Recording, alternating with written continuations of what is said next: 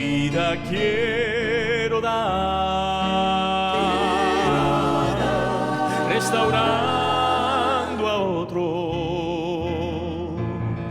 Mi vida quiero dar para sanar. Dios pueda yo a otros consolar. Mi vida quiero dar, restaurando a otros.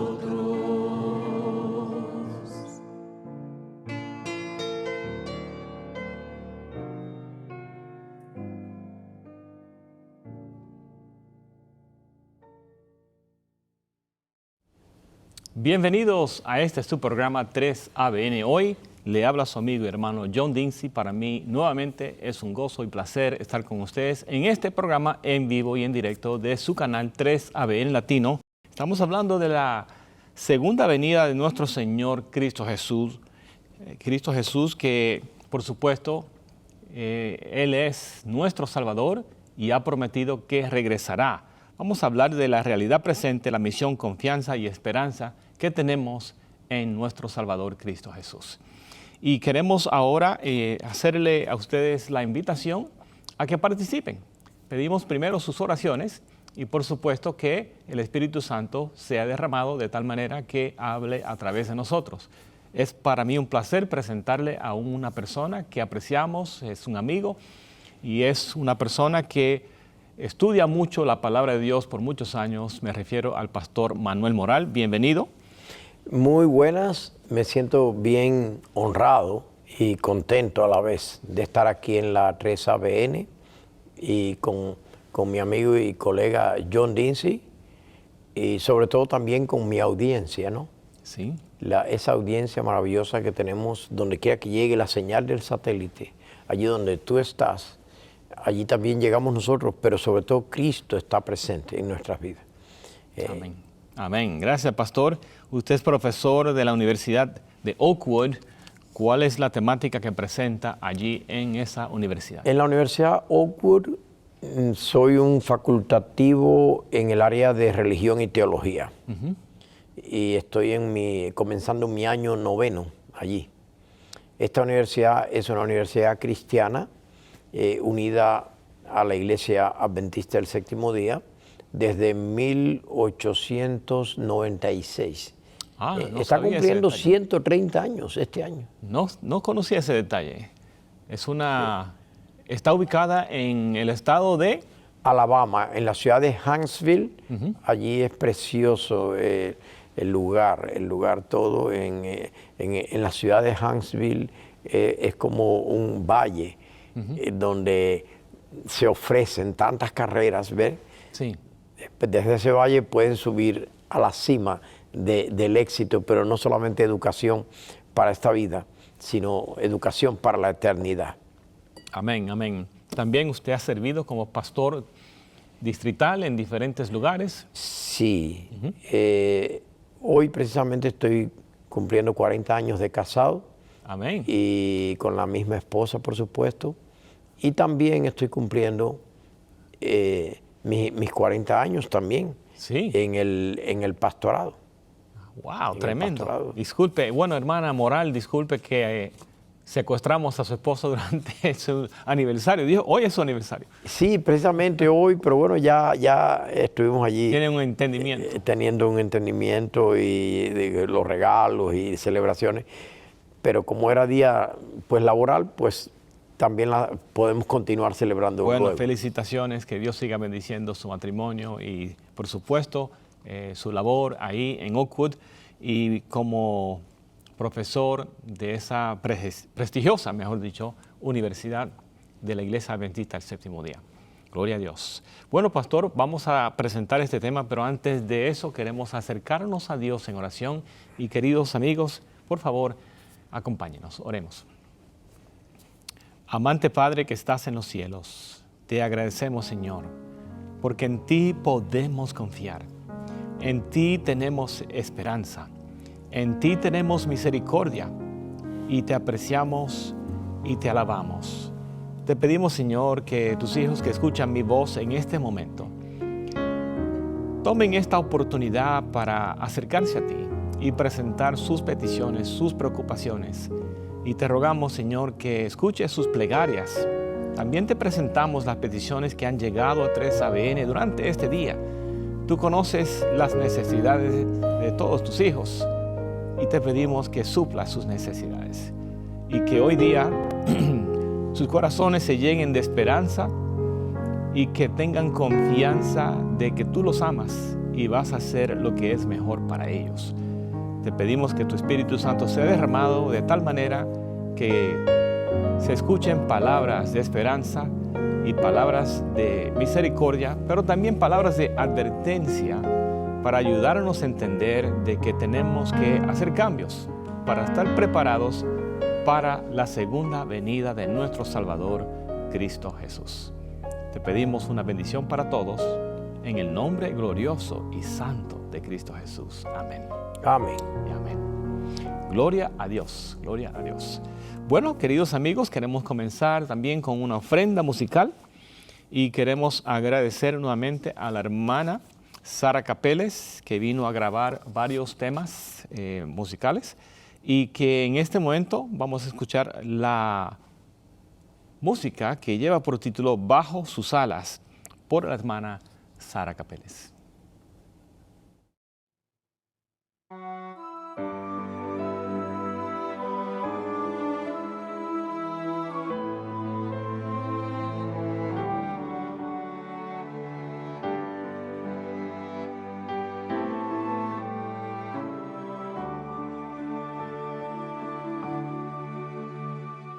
Bajo sus alas seguro descanso, aunque anochece y amaga el turbión. En él confío, su brazo me guarda. Hijo soy de su eternal redención. Salvo en Jesús, salvo en Jesús. ¿Quién de él podrá apartarme? Bajo sus alas mi alma estará, salva y segura por siempre.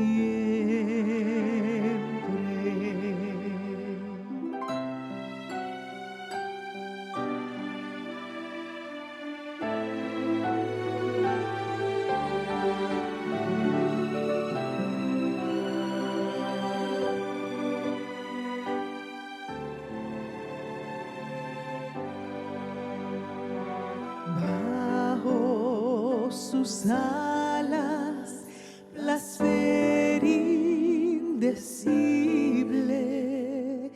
me escondo aquí mientras pase mi afán. Fiel protección de mi fiero enemigo, paz y salud me proporcionará. Salvo en Jesús, salvo en Jesús. ¿Quién de él podrá apartarme? Bajo sus alas mi alma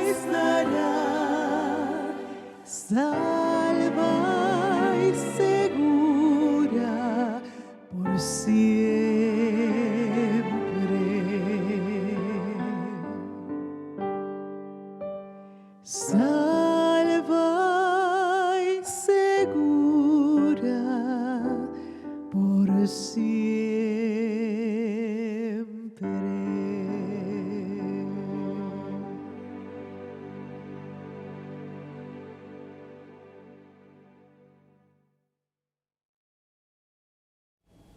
Amén, amén. Gloria a Dios. La hermana Sara Capeles, una persona que ama a Dios y por supuesto ha recibido la bendición del don de música y ella está lista para participar en campañas evangelísticas o conciertos.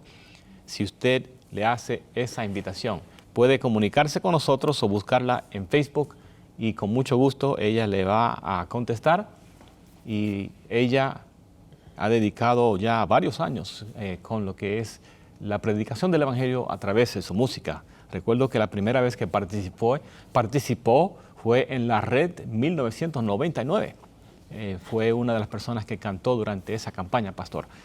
Bueno, tenemos con nosotros al pastor Manuel Moral, una persona que ha dedicado muchos años al estudio de la palabra de Dios. Así que si usted desea enviar su pregunta de la Biblia, de la segunda venida de Cristo Jesús, cosas que están pasando en el mundo, vamos ahora a compartir la información de contacto de 3ABN Latino. Le vamos a decir que no llame, envíe su correo electrónico o su texto al número que vamos a compartir. Comenzamos con el correo electrónico y ese correo electrónico es latino@3abn.tv. latino@3abn.tv, latino@3abn.tv. Para muchos es más fácil tomar su teléfono y enviar un texto, por eso compartimos nuestro número de WhatsApp. Nuestro número de WhatsApp es el +1 618 218 3936. +1 618 218 3936. Una vez más, +1 618 218 3936. Envíe su texto, por favor no llame en esta ocasión.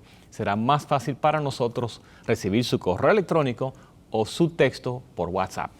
Muy bien, pastor, vamos entonces a lanzarnos a lo que es este tema de la segunda venida. Y uno de los pasajes que muchas personas tienen en su mente o memorizan, ¿no? Es el libro de Juan, el Evangelio según Juan, capítulo 14, versículos 1 al 3, que ha sido motivo de esperanza para los hijos de Dios por muchos años. Voy a leer para ustedes, comenzando versículo 1. Dice, no se turbe vuestro corazón. ¿Creéis en Dios? Creed también en mí. En la casa de mi Padre muchas moradas hay.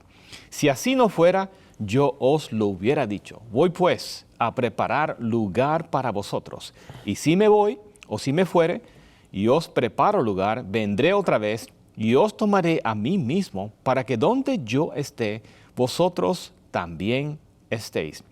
Tremenda promesa, y vamos a hablar un poco acerca de esto. Cuando habla, pastor, aquí de en la casa de mi Padre muchas moradas hay, suena como que es una casa grande con habitaciones, pero cuando usted mira este versículo, ¿qué le dice acerca de eso?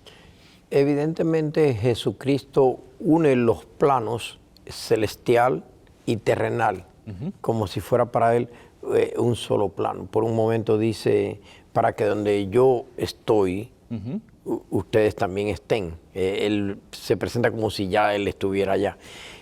En primer lugar, para Él la cruz, que era lo que tenía por delante, era una victoria garantizada. No había ninguna duda en Jesús de que era la victoria total, anunciada en el Edén y consumada en la cruz del Calvario. Y precisamente eso nos relanza de nuevo. La cruz es como un epicentro que une un Edén con el otro Edén, el Edén perdido al Edén restaurado. Porque este discurso comienza desde que Él está o salió del aposento alto, de la última cena, camino al Getsemaní, camino a la cruz, en otras palabras. Sí. Y este es el discurso de despedida. Entonces, hay personas que dicen, no, hoy en día mejor hablemos de la cruz. Pero ¿cómo separar la cruz de la segunda venida si el discurso de despedida de Jesús de acuerdo a Juan, Sí, desde que salió del aposento alto hasta el Getsemaní, el tema básico fue la segunda venida de Cristo. sí, amén, amén. Porque la cruz precisamente garantiza ese triunfo final. Amén, amén. Una certeza en estas palabras que acabamos de leer. Y la pregunta que podemos presentar ahora es ¿cómo transforma nuestra vida presente la promesa personal de Jesús? Vendré otra vez y os tomaré a mí mismo. Sí, porque cuando Cristo dice vendré otra vez, bueno, literalmente él usó un presente, erhomai, ego erhomai, vendré, vengo, es como estoy viniendo. Para él el tiempo del futuro, él lo trae al presente, para que la realidad de Cristo estuviese en nuestras vidas como una realidad presente. Y eso es bien interesante, nuestra vida es bien breve en este mundo, y si nosotros no tuviéramos esta esperanza de la segunda venida, pues entonces nos enfocaríamos hacia la muerte, pero nos enfocamos hacia el encuentro con Cristo. Porque la muerte en la Biblia es un periodo de inconsciencia que no cuenta.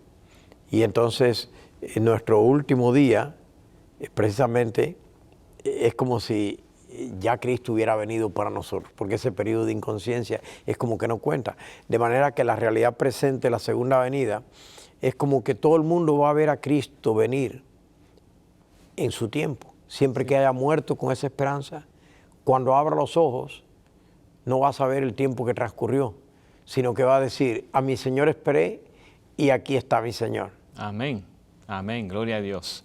Es poderoso, y cuando vemos esta expresión que dice aquí, Él está como animando a los discípulos que están escuchando sus palabras y dice, no se turbe vuestro corazón. Como que percibían algo y sus corazones estaban perturbados, pero también Él dice que les asegura, en la casa de mi Padre muchas moradas hay. Porque lo que precede a este pasaje es el anuncio de la negación de Pedro. Sí, Él le dice, no cantará el gallo sin que me hayas negado 3 veces. sí, correcto. Entonces, la turbación de los corazones, no solo de Pedro, sino de sus amigos, pues debería ser un hecho real. Pero en medio de esa situación donde el ser humano falla, en la Biblia muchas veces el ser humano falla, pero Dios no falla. Pedro dijo, aunque todos te nieguen, yo no te voy a negar. Pero las palabras de Pedro no fueron dignas de confianza. No, no. Sin embargo, cuando Jesús dice, creéis en Dios, creed también en mí. Allí hay otro grado de certeza. Desde la palabra del hombre a la palabra de Dios, y en este caso de Cristo Jesús, quien es uno con su Padre, allí claramente hay una confianza. Por eso él dice en Juan 14:6, yo soy el camino, soy la verdad y soy la vida. Soy el camino porque de este mundo los llevo a la casa de mi Padre. Hay un camino desde este mundo a la casa de mi Padre. Y yo soy ese camino. Y soy la verdad. No hay ningún tipo de desconfianza en la palabra del Señor. Y soy la vida, es decir, que está avanzando hacia la cruz donde Él va a dar su vida, pero Él dice, soy la vida. Ya antes había dicho, soy la resurrección y soy la vida. La vida para los que estén vivos y soy la resurrección para los que mueran. Si alguno de nuestra audiencia ha perdido algún ser querido, puede estar seguro que Jesucristo Él es la resurrección. Pues la segunda venida de Cristo está unida a la resurrección de los justos. Está unida al momento cuando los cristianos de todos los tiempos se unirán para recibir la inmortalidad. Entonces, Él es la vida. Y los que estén vivos, pues por supuesto, en ese momento serán transformados. Todo lo que se ganó en la cruz del Calvario, que es el epicentro, llegará a su más plena realidad en la segunda venida de Cristo. Amén, amén. Entonces estamos hablando de la segunda venida de Cristo Jesús y la promesa maravillosa de Cristo Jesús en el libro de Juan capítulo 14. Quisiera ahora hablar acerca de algo interesante, porque cuando hablamos de la Santa Cena, algunas veces las personas están como en un estado de tristeza, pero aún ahí está las palabras de Jesús, que Él dice en la Santa Cena anunciamos la muerte del Señor hasta que Él venga. Y la pregunta que tenemos es de qué manera la comunión o la Santa Cena mantiene unidas la cruz de Cristo, su ministerio presente y la esperanza de su regreso. Precisamente vemos como en ese momento que Cristo inaugura la Santa Cena, le da un sentido a la Pascua, trayendo una nueva celebración, que en este caso es el servicio de la comunión. Como Cristo une la cruz, une su muerte, el pan que es quebrado, el vino, el jugo de la uva, que lo bebemos, pero que representa la sangre de Cristo que fue derramada por nosotros. Cómo Él une eso, dice, todo esto lo vais a celebrar hasta que venga. Hasta que venga. Y repite de nuevo la segunda venida en tiempo presente. Hasta que venga. Amén. Para que se una el presente.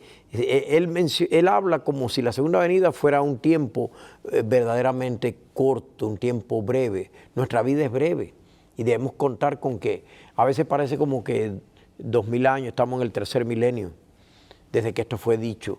Alguien puede pensar que es mucho tiempo, pero realmente no es mucho tiempo.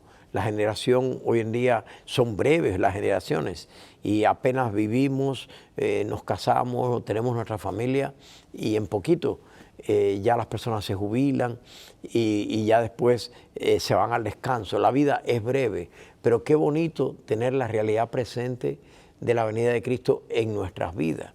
Y realmente en la historia humana, este tercer milenio es la parte final de la historia de la salvación. Por lo tanto, si nosotros comparamos con toda la historia, es un periodo también breve, lo que va desde la cruz hasta la segunda venida, la Biblia lo presenta como un periodo breve. Sí, y tenemos la promesa de Jesús en el libro de Apocalipsis, capítulo 22, nos habla de un tiempo breve. Exactamente. Sí. Y muchas veces las personas se preguntan. Las personas quieren decir, bueno, pero ¿cómo va a ser breve? Sí. Pero es el breve de Dios, no es el breve mío, es el pronto. Hay algunas personas que hasta que se avergüenzan de decir, Cristo viene pronto. Digo, bueno, escrito está. El que ha de venir vendrá y no tardará. Ve, nota como dice, el que ha de venir. En la traducción se le da un matiz como futurístico, el que ha de venir. Pero en griego, erhómeno, es un participio presente, es como el que está viniendo. Ah, muy bien. El que está viniendo.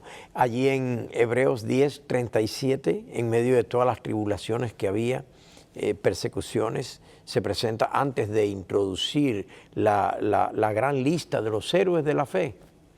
Se dice, el que está viniendo. Amén. Él vendrá. Así que si alguien está pasando por dolor, por sufrimiento, por tribulación de nuestra querida audiencia, televidentes, puede estar seguro que el que está viniendo, es como que Cristo desde allá nos contempla. Él tiene un ministerio de intercesión muy activo, muy dinámico. No hay nada que pase en este mundo que se escape de su vista. Y también a través de su Santo Espíritu, Él está presente en nuestros corazones, porque hay dos dimensiones. La dimensión del Cristo que ascendió a los cielos y que tiene un ministerio activo por nosotros, está unido con nosotros. Y también está la dimensión de Mateo, que dice, estoy, ve, ahí está también el presente, estoy con vosotros todos los días hasta el fin del mundo. Sabemos que esta es una realidad espiritual que se hace presente a través del Santo Espíritu. Pero no debemos olvidar que Cristo no será una sorpresa, sino que Él es alguien que va a nuestro lado. Ojalá que no solo vaya a nuestro lado, sino que esté en nuestras vidas. Amén, amén. Y sí vamos a presentar varias preguntas que comúnmente la gente se hace acerca de que Jesús dice que viene como ladrón en la noche. Vamos a eso más adelante y queremos, por supuesto, llegar a preguntas ahora si llegan, pero también en la segunda hora. Preguntas que usted tenga acerca de la segunda venida o de las señales de la segunda venida. Queremos dialogar acerca de eso.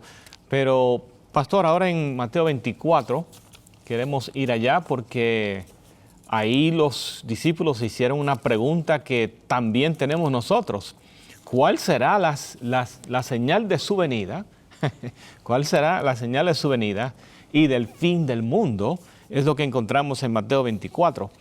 Pero primero queremos presentar la pregunta acerca de los peligros espirituales que pueden, vamos a decir, debilitar la confianza que tenemos en Cristo Jesús mientras estamos esperando su venida, porque estamos esperando su venida y yo puedo decir que uno analiza las cosas que están pasando y llegamos a conclusiones y uno dice, bueno, Cristo viene pronto, pero no podemos poner una fecha a eso. ¿Hay manera, hay algún versículo en la Biblia que nos habla de una fecha específica de la segunda venida? Sí, aquí dice que el día y la hora nadie lo conoce. Algunos a veces que les gusta la especulación dicen, bueno, pero ahí no habla del año, entonces voy a tratar de fijar el año. Pero recordemos que en el siglo I no había un año como ahora el 2026. En la cultura occidental nosotros trabajamos mucho con el calendario gregoriano, ¿no? Entonces estamos unidos en el 2026, pero si usted va a la China ya no va a encontrar el mismo calendario, ni lo va a encontrar en Israel, ni lo va a encontrar en los países islámicos. Hay muchos calendarios en el mundo, pero como predomina la cultura occidental, por lo menos acá en el mundo de Europa y Estados Unidos, en el que nosotros más estamos, la gente habla del 2026, pero en el siglo I no se conocía eso como el año tal, porque las naciones, casi todas, muchas eran naciones-estado, era el Imperio Romano mayormente, aunque ellos le daban cierta autonomía a las ciudades, a las regiones, pero no se contaba los años. Usted no ve en la Biblia a nadie hablando del año. Entonces es bueno situarse en el contexto. No hubiera nadie entendido si se hubiera hablado del año. Por eso no era algo que estaba en la mente de la gente, por eso no se menciona el año. Pero el factor de la venida de Cristo es un factor sorpresa, porque se habla del día, ni del día, ni la hora. Se habla de que no se conoce el evento tampoco, porque el kairos significa el evento. Sí. No se conoce. Incluso dice que los cronos, la forma de cronometrar, dice que tampoco se conoce. Por eso en Hechos 1:5 por ahí, dice los kairos y los cronos, es decir, los tiempos y las ocasiones que Dios puso el Padre bajo su sola potestad. Es decir, que la Biblia incluso prohíbe la especulación.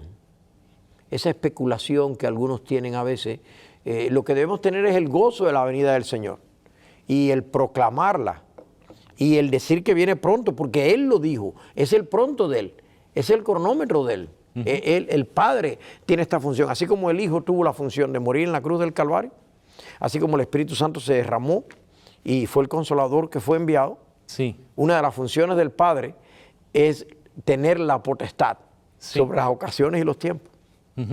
Vemos en la Biblia, pastor, usted mencionó años, aparentemente ellos se llevaban por el nombre del rey y el año del rey. En el tercer año del rey tal, o sea, no se llevaba un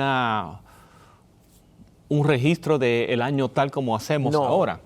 Pero tenemos ahora que nos llevamos de acuerdo al nacimiento de Jesús. Es ahí cuando comenzamos a tener, vamos a decir, como un año universal. Claro. El año 2026 se reconoce como el año 2026 en todo el mundo. Y aunque había un calendario juliano, pero no era de uso común. ¿Un calendario qué? Juliano. Juliano, de Julio César. No era de uso común. La gente no se llevaba por él. Hay muchas evidencias, se ve en la Biblia claramente, se ve en todos los registros de la época, que no era de uso común. Entonces, los pueblos estaban más llevados por su idiosincrasia, por su cultura, muchos regionalismos, ¿verdad? Y eso era lo que predominaba, ¿no? Entonces no estaba en uso como hoy en día, Occidente especialmente está unida por el calendario. Entonces debemos no trasladar, interpretar nuestro tiempo del 2026, nuestra cultura, llevada por un calendario fuertemente aquí en Occidente. Meter eso en el siglo I, eso le llamamos un anacronismo. Es como meter el siglo XXI en el siglo I. Es algo totalmente extemporáneo, algo que se sale totalmente de ese siglo y que la gente no lo entendía así. Por eso hay que tener cuidado, ver qué dijo la Biblia y entonces qué dice la Biblia aplicándolo al tiempo de hoy, ¿no? Pero el factor sorpresa, el factor de estar siempre preparado, porque lo bonito que hay de la venida del Señor es una realidad continua en nuestras vidas, porque el presente en griego no solamente significa algo que sucede, sino que sucede en forma continua. En griego hay un elemento del sistema verbal que es el aspecto. Sí. Entonces, el griego es como un presente continuo y ese aspecto es lo más importante. Algo que no cesa, algo que continuamente, algo que llena tu vida, que no hay un solo día sin que seamos adventistas. ¿Ves? Esta palabra adventista que ha distinguido a un gran movimiento desde el siglo XIX. Sí. Ese movimiento adventista honra mucho la promesa del Señor y es una realidad que debe estar presente cada día. Por eso uno de los fundadores del movimiento William Miller, que fue el fundador del movimiento millerita aquí en los Estados Unidos, parte del gran movimiento adventista, cometió el error conjuntamente con otros de calcular fecha. Ellos lo hicieron en forma sincera, hicieron buenos estudios de la Biblia que dieron pie al entendimiento de muchas profecías de Daniel y Apocalipsis, pero hubo un pequeñito error allí, que precisamente donde ellos se apartaron de ese elemento que dice la Biblia, el día y la hora nadie lo sabe. Allí calcularon el año, dejándose llevar por ciertos prejuicios, y precisamente de ahí vino el chasco.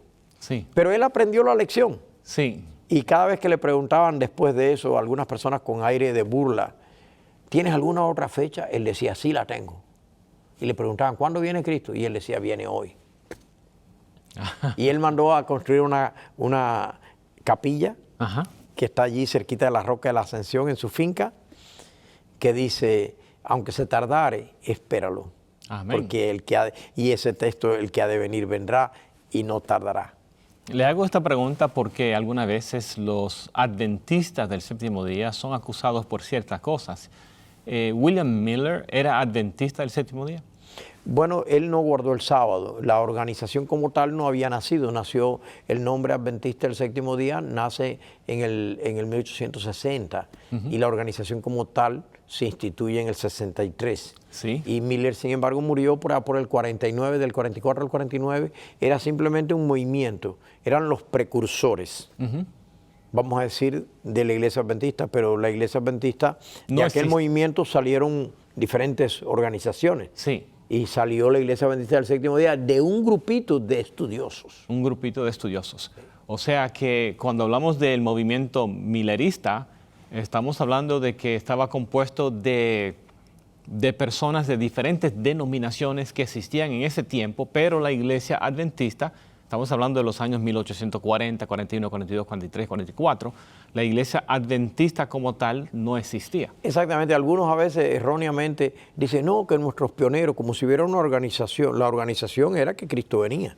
Sí. Y que había que proclamar la segunda venida. Allí estaban bautistas de todas las denominaciones. De diferentes organizaciones. Sí. Y muchos de ellos incluso venían de Christian Connection. Por ejemplo, Joseph Bates, Uriah Smith venían de Christian Connection y era una organización de una tendencia semi-arriana, pero que proclamaba fuertemente, se unió al clamor, que ellos le llamaron clamor de medianoche, que Cristo viene. Pero luego después de ahí surgió un remanente que estaba anunciado en Apocalipsis 12, 17, un remanente del tiempo del fin con unas características. Ese remanente ya en Joel 2, 28 estaba anunciado, del 28 al 32, allí termina hablando del remanente. Y ese remanente se amplifica luego en Apocalipsis. Sí. Y precisamente sale de ese movimiento. Entonces la verdad es algo progresivo que se va redescubriendo y más desde la perspectiva humana, descubriendo o redescubriendo, porque la verdad ha sido la misma. Pero desde la perspectiva de Dios, Dios la va revelando. Sí. Por eso incluso hubo una restauración del don de profecía en ese tiempo. Históricamente, Dios restaura el don de profecía en ese grupo del remanente. Hubo personas que tuvieron revelaciones, porque un día después del chasco, Irán Exxon tuvo la primera revelación, la doctrina del santuario. Sí, amén. Y él lo documentó en 20 páginas. Yo sé que hay algunos que dudan de todo, porque como él dijo, I seems clearly, pero dijo clearly, I seems. También Pablo dijo, si en el cuerpo o fuera del cuerpo no lo sé, Dios lo sabe. Y no vamos a dudar de Pablo, porque cuando una persona recibe una revelación sobrenatural, ellos mismos no entienden qué es lo que está pasando en ellos, pero la realidad de la revelación sí la pueden entender.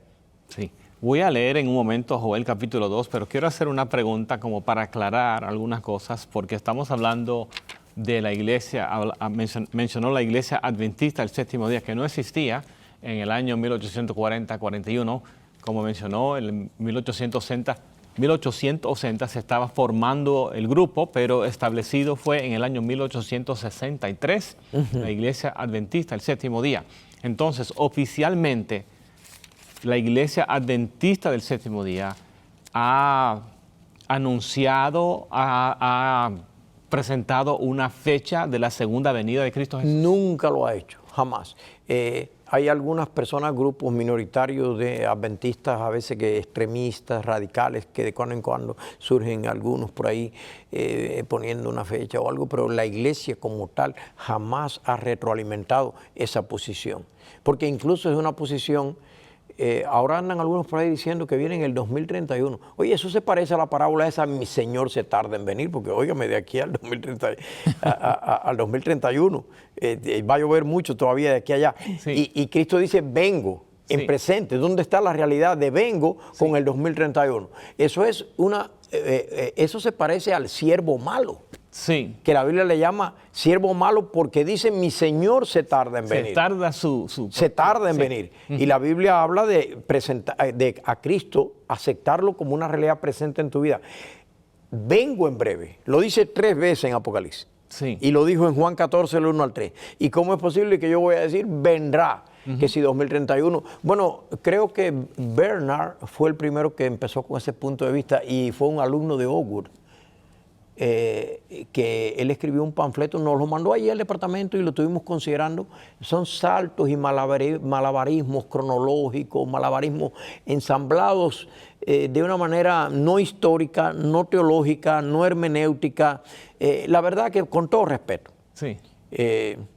Bueno, parece que es una persona no muy conocida, vamos a decir, en el mundo hispano. Es Bueno, fue un alumno que no se graduó, vamos a no decir demasiado, pero no se graduó, tal vez se sintió un poquito frustrado y entonces dijo, oh no, Dios me ha dado una revelación y ahora yo quiero compartir esto. Tenemos que tener cuidado que a veces el ser humano en su deseo de ser relevante, en su deseo de captar la atención de los demás, a veces hay de todas las batallas de orgullo. Y yo no estoy uniendo esto al nombre de él específicamente, sino que salió el nombre de él desde una dimensión histórica, porque fue el primero que parece que registró ese asunto, ¿no? Pero hay mucha más gente envuelta en eso. Pero de todas las variedades de orgullo, el orgullo espiritual es el más terrible, porque si el Padre dijo, si la Biblia dice que el Padre puso los kairos y los cronos en su sola potestad. En su sola potestad, sí. Es como una especie de orgullo, es acercarse a la zarza ardiendo, donde Dios dice, quita los zapatos de tus pies, aquello que le corresponde al Padre, aquello que le corresponde al Hijo. Yo no quiero decir que yo morí en la cruz del Calvario, yo no quiero decir que yo me derramé en algún momento ni que me voy a derramar como el Espíritu Santo. Y tampoco quiero meterme en aquello que son las prerrogativas del Padre. El Señor me mandó a predicar, que viene pronto y que viene en presente. Eso me mandó a hacer y quiero toda mi vida gastarla en eso. Amén, amén. Entonces, nuevamente para aquellos que deben escucharlo, la Iglesia Adventista del Séptimo Día oficialmente nunca ha presentado una fecha de la segunda venida de Cristo Jesús. Está documentado. Eso se puede documentar en todos los escritos adventistas, se puede rastrear y se puede ver claramente. Incluso Miller lamentó mucho el que se hubiera puesto una fecha, él mismo lo entendió y después corrigió y dijo, Cristo viene, tengo una nueva fecha y es hoy, y es hoy. Es decir, él aprendió. Qué pena que no todos han aprendido, ¿no? Sí. Pero él lo aprendió y él murió en la firme esperanza del regreso del Señor. Sí, pero lo que entendemos también, pastor, es que William Miller estaba convencido de que Cristo venía en el año 1843 al principio, luego basado en cosas que no ocurrieron, dijo, bueno, 1844, como que después aceptó esa fecha que otros estaban presentando, 1844. Sí. Pero la historia dice que Cristo no vino en el año 1844. Sí, exactamente. Por supuesto. El único elemento de esa profecía que él estudió y que es un hecho maravilloso, que aún después de tanto tiempo se ve una armonía en lo que él hizo, estudiando solamente la Biblia con una concordancia. Él logró entender algo que el mundo antes no se había fijado. Y si alguno se había fijado, no en los detalles que él lo hizo. Pero hubo solamente un elemento que él no lo tomó de la Biblia, y ahí es donde está el riesgo. El único elemento es cuando dice 2300 días será purificado el santuario. Sí. Entonces él empezó a tomar, dice, bueno, si será purificado el santuario, entonces el santuario pensó que era la tierra, y purificarlo, entonces pensó que era que Cristo vendría. Pero la Biblia claramente habla de un santuario en el cielo. Sí. En el libro de Daniel hay un eje celestial que recorre todo el libro. En lo que las bestias y los poderes terrenales obran, hay un eje celestial, y esa purificación del santuario, el Hijo del Hombre que viene en las nubes, y todo eso pertenece a la dimensión celestial. Y él no captó eso, pero él fue, vamos a decir, el precursor que dio lugar a que luego se entendiera mejor ese pequeño punto, que fue lo único que erró, porque todo lo demás lo hizo a la luz de la Biblia. Sí, es muy interesante lo que usted acaba de decir, porque creo que muchos no entienden eso. Él fue un estudiante de la Biblia que se basó en la Biblia, y por supuesto entendió que cuando hablamos ahí de Daniel capítulo 8, que habla de 2300 días proféticos, que son años, 2300 años, entonces el santuario será purificado. Él tomó algo que era común en la sociedad, entre los cristianos, que el santuario es la tierra, pero no hay ningún versículo que dice que el santuario es la tierra. Pero parece que muchos creían eso y aceptaron la idea de que Cristo venía en el año 1844. Él tomó un elemento no bíblico. Exactamente, Sí. Exactamente. Algunos objetan que la palabra purificado viene de la Septuaginta griega, pero la Septuaginta griega es una autoridad tomada por todos los eruditos bíblicos como que se debe interpretar el texto masorético junto con la Septuaginta, porque fue la mejor interpretación de los siglos previos al Señor por los eruditos mejores que había de aquel tiempo. No debemos desestimarlos. Y la palabra del texto masorético hebreo, nisda, junto con la palabra griega, purificar y rectificar, precisamente la mejor manera de rectificarlo es purificándolo, el santuario. ¿En qué sentido se rectifica? ¿En qué sentido se purifica? Porque precisamente Cristo hace una obra de juicio allí previo a la venida del Señor y declara a su pueblo, en base a lo que luego Él hace como Mesías, en el capítulo 9, el Mesías que da su vida, allí Él redime a su pueblo, y entonces Él expone esos méritos ante el universo entero para que su pueblo quede totalmente libre. En ese sentido se purifica el santuario, en que ya no hay registro. Cuando dice allí en el libro de Daniel 7, el juez se sentó, los libros fueron abiertos, ahí comparece Cristo como Hijo del Hombre. Noten que de ahí sale el título que Él usó aquí en la tierra, después que Él se encarnó, el Hijo del Hombre. Y precisamente Él es el que ocupa nuestro lugar, como el Mesías sufriente del capítulo 9 de Daniel. Y entonces por eso Él nos presenta ante el universo entero como el fruto de la victoria de la cruz.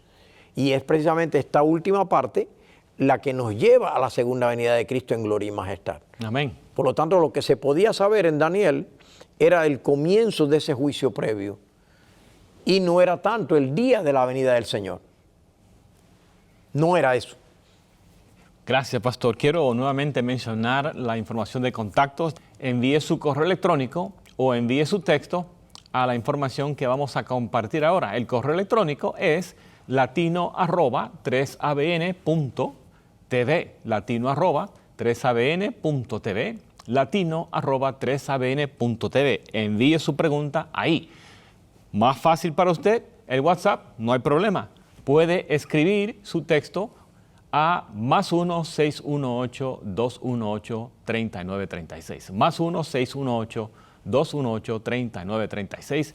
Más 1-618-218-3936. Envíe ahí su texto con su pregunta y la vamos a presentar al pastor Manuel Moral en un momento. Pero antes de continuar, pastor, llega a mi mente que tal como hubo en ese tiempo, que se pensaba que Cristo venía en 1844, hoy día, y no queremos ofender a nadie, pero queremos aclarar este tema acerca de algo que muchos creen, se ha visto atrás en vehículos, acerca de algo que se llama el rapto secreto.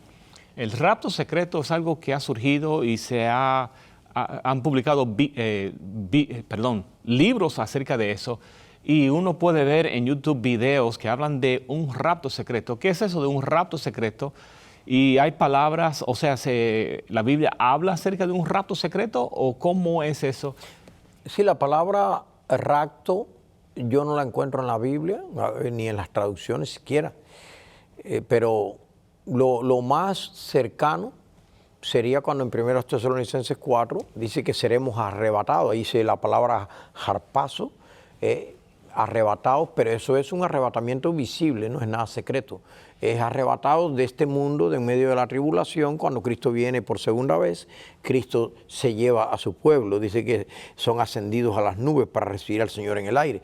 Es el único momento en que esa palabra se usa, de harpazo, para significar arrebatamiento, pero es algo visible, es una epifanía, algo majestuoso. ¿Cómo sabemos que es algo visible y majestuoso? Porque ahí mismo lo dice el Señor mismo, con voz de arcángel, con trompeta de Dios, el más sonoro de todos los instrumentos, ¿ves? Que en una orquesta sinfónica con una sola trompeta, a veces casi hay que ponerle sordina. Entonces la trompeta se usa precisamente como la gran resonancia, y dice que todos los ángeles vienen con gran voz de trompeta. Es decir, la cantata más grande que se presenta en toda la Biblia es la venida de Cristo, la palabra manifestación, sí, gloriosa. ¿Ve? La palabra gloria, la palabra manifestación, la palabra visible, dice que le veremos, le verán. Y los únicos que se van a lamentar son los que no están preparados, los opositores, los que no aceptaron a Cristo. Pero para el pueblo de Dios es la bienaventurada esperanza, en Tito 2:3. Es la bienaventurada esperanza, es algo feliz. Siempre que hablamos de esto, desde la perspectiva del pueblo de Dios, debemos hablar de la certeza, de la felicidad. Debemos hablar del momento de la resurrección, del momento del encuentro o del reencuentro. Si están muertos nuestros seres queridos, allí va a haber un reencuentro. Es decir, es el momento cuando termina el sufrimiento, donde termina precisamente el dolor. Amén, amén. Quiero leer los versículos que usted hizo referencia a eso. 1 Tesalonicenses capítulo 4. Voy a comenzar versículo 13. Sí. Dice, tampoco queremos, hermanos, que ignoréis acerca de los que duermen, aquellos muertos, para que no os entristezcáis como los otros, que no tienen esperanza. Si creemos que Jesús murió y resucitó, así también traerá Dios con Jesús a los que durmieron en él. Quiero detenerme aquí porque esta palabra dice, si creemos que Jesús murió y resucitó, así también traerá Dios. Parece que algunos miran este versículo y para ellos es como que Jesús va a traer a esas personas. Sí, pero no debemos tomar una sola palabra y menos de una traducción. Las traducciones tienen limitación. La palabra feromai, la idea es llevar.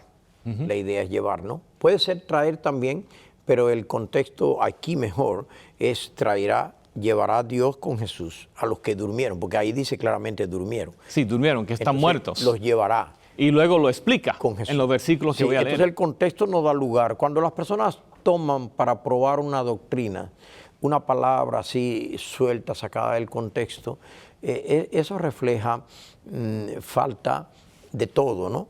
De entendimiento. Vamos a veces a decir de que no represente falta de honestidad, ojalá que sea el caso, ¿no?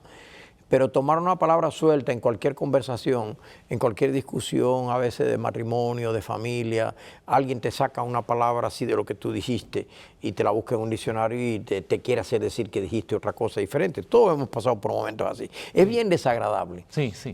Porque las palabras tienen su propio contexto, que es el verdadero diccionario. El mejor diccionario para cualquier palabra es su propio contexto. Sí, sí. Entonces, ese pasaje incluso, lo que más me maravilla es que los eruditos lo ubican como el primer libro fechado, que se puede fechar del Nuevo Testamento. El primero. Es primero los Tesalonicenses, allá por el 51. Sí, 51 Allí, después de Cristo. Después de Cristo. Es decir, es el inicio del Nuevo Testamento desde el punto de vista de lo que se puede fechar.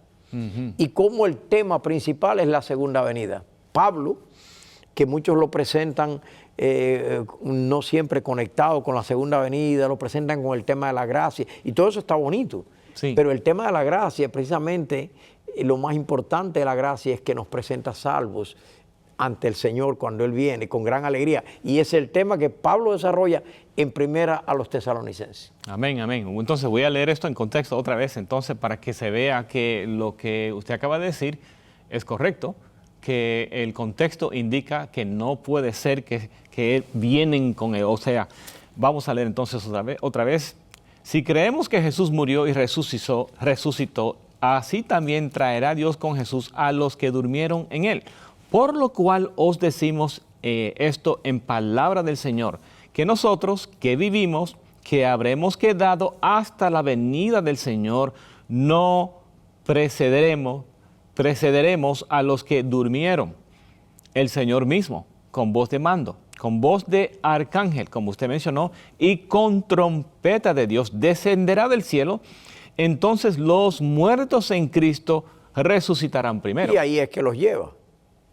Ahí es que los lleva. Si vas a usar la palabra traer, bueno, pues los traerá de la tumba al cielo.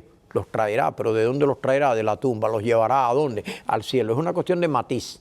Sí. Pero la palabra es la misma, feromai. Pero la idea básica de la palabra es lo que tú llevas, lo que tú lo sacas de la tumba, porque Él es la resurrección. Sí. Amén. Y era la esperanza de Marta cuando Cristo le dijo a María, Sí. Tu hermano resucitará. Amén. Y ella dice, yo sé que resucitará en el día postrero. Sí, en el día postrero. En el día postrero. ¿Ve? Ahí está la esperanza de María y de Amén. Marta, de encontrarse con Lázaro. Pero Cristo les dio un anticipo y le dijo, yo te voy a mostrar que soy la resurrección y la vida, para dar un anticipo de lo que Él hará al final, para que no tengamos ningún temor Amén. a la muerte, porque hoy en día, en Occidente especialmente, parece que la muerte es algo como temido. Eso viene de las comunidades no cristianas, ese temor a la muerte. Porque en todo el Antiguo Testamento, la gente hasta su último momento decía con confianza, daba ánimo a los que iban a seguir adelante, porque ellos veían la muerte como el momento, ellos decían, fue reunido a su pueblo. Una metáfora que se usaba, porque la muerte es un tiempo que no contaba para ellos. Sí. Entonces ellos veían más allá de la muerte la reunión con su pueblo. No es como algo instantáneo Amén. que sucedía en ese momento, Ajá. sino una metáfora. Pero en toda la cultura del Antiguo Testamento está claro que cuando las personas mueren, la inconsciencia es lo único. Eso es lo que es literal en toda la Biblia. Pero la metáfora de que para Dios no cuenta el periodo de la muerte, sino que vamos a ser reunidos con Amén. el Señor, con el pueblo de Dios. Y por lo tanto no hay que tener temor a la muerte, porque hoy en día la gente teme, se ha desarrollado un miedo a la muerte, se ha desarrollado un miedo a la enfermedad, al sufrimiento. Y sí vivimos en el sufrimiento, en el dolor, en medio de las penas, pero esta es la bienaventurada esperanza. Amén. Que nos consuela en medio del dolor, en medio de las tribulaciones, sabiendo que cuando nosotros terminemos nuestra vida aquí, cuando abramos los ojos, estamos ya con el Señor. Amén, amén. Entonces voy a leer ese versículo de nuevo para concluir, porque hemos dejado los vivos en algún lugar. Hablamos de los muertos. El Señor mismo, con voz de mando, con voz de arcángel y con trompeta de Dios, descenderá del cielo. Entonces los muertos en Cristo resucitarán primero. Luego nosotros, los que vivimos, los que hayamos quedado, seremos arrebatados juntamente con ellos en las nubes, para recibir al Señor en el aire, y así estaremos siempre con el Señor. Por lo tanto, alentaos los unos a los otros con estas palabras. Comentario. Allí lo ve claramente. Esa es la esperanza bíblica, la esperanza cristiana. Incluso hubo un gran exégeta, filósofo, filólogo llamado Miguel de Unamuno en España, muy respetado. Y él dice en su libro La agonía del cristianismo, él dice, la esperanza de Cristo y de los apóstoles era la resurrección. Estar vivo cuando Cristo viniera, un grupo, y los que no, a través de la resurrección. Y dice, la idea esa de la inmortalidad del alma viene de Platón. Y eso se introdujo en el cristianismo después, como una manera totalmente metida, ¿no? No es algo sacado de la Biblia, es algo metido. Porque la venida del Señor no tendría sentido si ya todos están en el cielo. Imagínense que Lázaro hubiera estado en el cielo. ¿Para qué resucitarlo? Bajarlo de allá no hubiera sido ninguna bendición. No. Y Cristo no le dijo baja del cielo. Eso no habría sido ninguna bendición para Lázaro. Cristo le dijo, sal de la tumba, de donde estás, ¿ves? Sí, ¿dónde está? Y él no contó ninguna experiencia de ultratumba. Y así mismo los que resuciten, con el último pensamiento que murieron, con ese último resucitarán a la vida. Como dice Pablo, claramente, nosotros los que vivimos, los que habremos quedado, dice, no seremos delanteros a los que durmieron. Y allí cuando él va a morir, dice, he peleado la buena batalla, he acabado la carrera, he guardado la fe, la cual me hará el Señor, la corona de justicia que me hará el Señor juez justo en aquel día. ¿Cuál es aquel día? Esa era la esperanza de Pablo. Amén, amén. La segunda venida de Cristo. Amén. Bueno, pastor, este programa está terminando con esta primera hora. Tenemos una segunda hora. Vamos a continuar este tema. Vamos también a contestar sus preguntas, así que envíe sus preguntas para que pueda ser presentada al pastor Manuel Moral. Vamos a tomar una pausa ahora de aproximadamente 2 minutos y luego vamos a regresar. Tiene oportunidad de llamar a sus amigos para que se unan con nosotros en esta segunda hora que comienza muy pronto. Nos vemos en breve.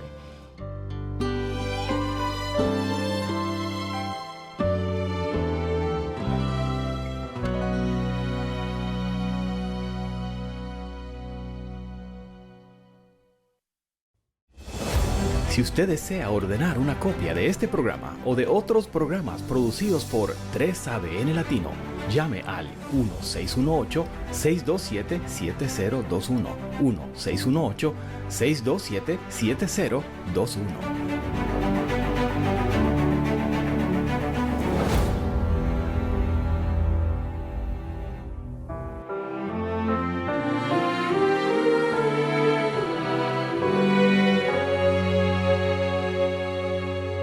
Bienvenidos a este programa especial acerca de la segunda venida de Cristo Jesús, mirando el tiempo en el cual estamos viviendo. Muchos se están preguntando si Cristo viene muy pronto.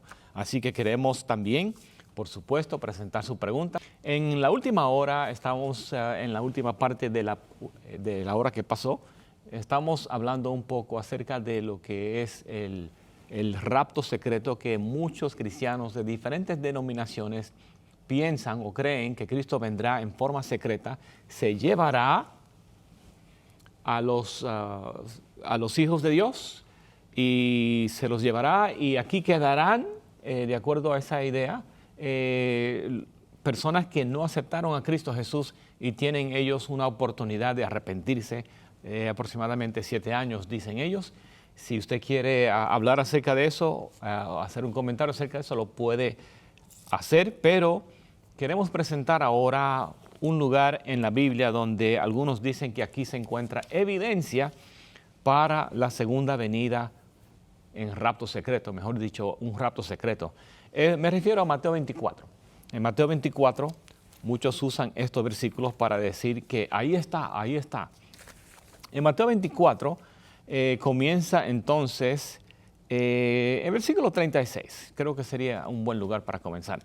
Pero del día y la hora nadie sabe, ni aun los ángeles de los cielos, sino solo mi Padre, dijo Jesús. Pero como en los días de Noé, así será la venida del Hijo del Hombre. Pues como en los días antes del diluvio, estaban comiendo y bebiendo, casándose y dándose en casamiento, hasta el día en que Noé entró en el arca. Y no entendieron hasta que vino el diluvio y se los llevó a todos. Así será también la venida del Hijo del Hombre. Entonces estarán 2 en el campo, uno será tomado y el otro será dejado. 2 mujeres estarán moliendo en un molino, una será tomada y la otra será dejada. Velad, pues, porque no sabéis a qué hora ha de venir vuestro Señor. Pero sabed esto, que si el padre de la familia supiera a qué hora el ladrón habría de venir, velaría y no lo dejaría entrar en su casa. Por tanto, también vosotros está preparados, porque el Hijo del Hombre vendrá a la hora que no pensáis.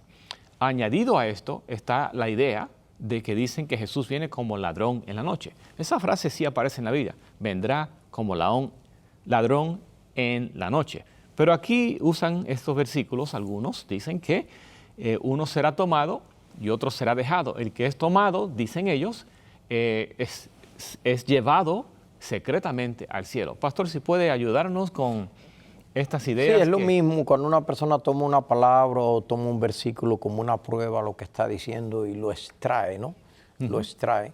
Recordemos siempre que cuando la Biblia se escribe no había capítulos, no había versículos, sino que todo es una pieza oratoria, ¿no? Analizar el discurso completo. Este discurso que dio Jesús, Mateo 24 y 25, incluso Mateo presenta la mejor versión, la más completa, ¿no? Porque las 3 parábolas de Mateo 25 es la preparación, lo que se debe hacer mientras esperamos la venida del Señor. Pero claramente dice, entonces aparecerá la señal, ¿ve? Recuerden que la pregunta era, ¿qué señal habrá de tu venida? Y en todo el capítulo la palabra ¿Cuál señal, versículo acaba de mencionar? el versículo 30. 30. Allí es donde único la palabra semeion, señal, aparece, que sería la respuesta a la pregunta que se hizo. ¿Qué señal habrá de tu venida? Entonces, la misma venida de Cristo es la señal. Porque dice, entonces verán la señal. Note que yo respeto mucho cuando dice guerra, rumores de guerra, hambre, terremotos, pestilencia, pero ahí no aparece la palabra semeion, señal, no aparece para esos eventos. Más bien son las características prevalecientes. Sí. Las características que habría alrededor. Cristo describe cómo estaría el mundo. Pero aquí señal realmente, de una manera literal, solo aparece en la pregunta, en singular, y aquí la venida de Cristo como la señal del Hijo del Hombre en el cielo, y todas las tribus de la tierra harán lamentación por él. Y allí dice claramente, cuando vean al Hijo del Hombre venir. Entonces no hay lugar a un rato secreto. Dice que claramente es como el relámpago que sale del oriente y se muestra hasta el occidente. Antes lo ha dicho, la manera exactamente como él vendría en el versículo 27, al igual que el relámpago que sale del oriente y se muestra hasta el occidente. Así será también la venida del Hijo del Hombre. Está clarísimo que Cristo describió las maneras como él vendría. Entonces, al final, cuando él usa la metáfora esa de como ladrón, porque no se sabe el día y la hora, ahí está, el factor inesperado. Y luego cuando dice uno será tomado y otro será dejado, porque hay gente que lamenta y gente que dice, este es nuestro Dios. Los que están preparados serán tomados, los que no están preparados serán dejados. Allí lo que está enfatizando es el aspecto de la preparación y de que es individual, que nadie puede salvar a otro, por más que sea familia, por más que duerman en la misma cama, que trabajen juntos. Está clarísimamente que es el factor de la individualidad de la salvación, la respuesta, que cada uno de nosotros somos responsables de responder individualmente a la oferta que el Señor nos hace, de salvarnos. Él nos da la salvación, nos la puede dar esta misma noche. Mi querido amigo, mi querido oyente, Cristo iba a la cruz, pero Él estaba hablando del tema de la segunda venida, previo a la cruz, y durante la Santa Cena, y en el camino a la cruz, el tema básico fue la segunda venida de Cristo. Por lo tanto, no debemos divorciar la cruz del Calvario de la segunda venida de Cristo, porque un hecho histórico nos lleva a la culminación de todas las profecías. El epicentro de la salvación fue el Monte Calvario, la cruz de Cristo, pero nuestro Señor no simplemente es un mártir, Él es un Salvador, que es la resurrección, que es la vida y que Él es el mismo ayer, hoy y siempre, y Él dijo, vengo de nuevo para buscarle y completar la obra que un día hizo. No que la cruz no esté completa, la cruz está completa, pero cuando digo completar quiere decir que ya no haya más dolor, que ya no haya sufrimiento, que el paraíso de nuevo vuelve a estar en la tierra. Ve, en Génesis aparece el Edén y vuelve a aparecer de nuevo el paraíso en Apocalipsis. A eso me refiero cuando dice completar. Todo lo que se dañó por el pecado, quedará restaurado a partir de la Restaurado. venida del Señor. Amén, amén. Bueno, pastor, aquí voy a presentar una pregunta que llegó y dice: paz, mis hermanos, mi nombre es Luis Daniel Espinal. Estoy mirando el programa desde Honduras, departamento de El Paraíso. Una pregunta: cuando dice nuestro Señor Jesús que va a preparar morada en el cielo, ¿es que va a construir en realidad? Bueno, si nos fijamos bien en el versículo, dice: en la casa de mi padre muchas moradas hay, las moradas ya están. Lo que él va a preparar es lugar. Entonces la palabra lugar tiene un sentido más genérico, puede ser metafórico, puede ser el hecho de él mediar por nosotros, de él presentar sus méritos que él va a ganar en la cruz del Calvario. Y entonces eso da lugar a nuestra salvación, al que nosotros seamos reintegrados en esos palacios. Pero la palabra moné, morada, y la palabra topo, lugar, no es la misma palabra, ni tiene el mismo sentido. Pero Cristo se presenta a sí mismo como aquel que es nuestro garante, que lo que él gana en la cruz del Calvario, Sí. él lo presenta para que se vea claramente nuestro derecho al cielo, que es a Sí. través de Cristo Jesús y de su gracia redentora. Es muy parecido a lo que hemos visto nosotros al viajar. Algunas veces llegamos a un lugar y la familia que nos ha invitado dice: les voy a preparar la habitación para ustedes. Entonces, si son más personas, ya separaron: ustedes van a estar en esta habitación y ustedes van a estar en esta habitación y ustedes van a estar en esta habitación. O sea que está identificando: esta habitación es para ustedes, esta habitación es para ustedes. O sea, él va a preparar un lugar para vosotros, dice el versículo. O sea que cada persona tiene su lugar específico. Porque el tema es para que donde yo estoy, Vosotros, ustedes también estén. El tema es un asunto del derecho que Cristo gana de que nosotros estemos con Él. Ese es el lugar. En medio de la gran controversia, aclarar ante el universo que Él precisamente nos ha redimido, amén. que Él tiene un lugar para nosotros. El que venciere, le daré que se siente conmigo. Ahí está el lugar. Que se siente conmigo en mi trono. Pero ese trono ya existe por la eternidad. Dios ha tenido su trono. Pero el lugar que Él ganó para nosotros en la cruz del Calvario, cuando la gran controversia, cuando el pecado nos alejó, allí es donde Cristo Jesús precisamente dice: al que venza, al que me acepte, yo le daré que se siente conmigo en mi trono. Como le dijo al ladrón: estarás conmigo. ¿Ve? Sí. Ahí está el lugar que Él le fue a preparar. Estarás conmigo Sí. en el paraíso. Es Amén. un lugar que tiene que ver con la victoria de Cristo en el cielo. Es el derecho que Cristo nos da por su gracia y por su amor a estar con Él en el mismo lugar donde Él esté. Amén, amén. Me parece muy interesante, pastor, el concepto, la idea del lugar para vosotros. Y comparando eso con lo que dice en Apocalipsis 12, hablando del conflicto entre el bien y el mal.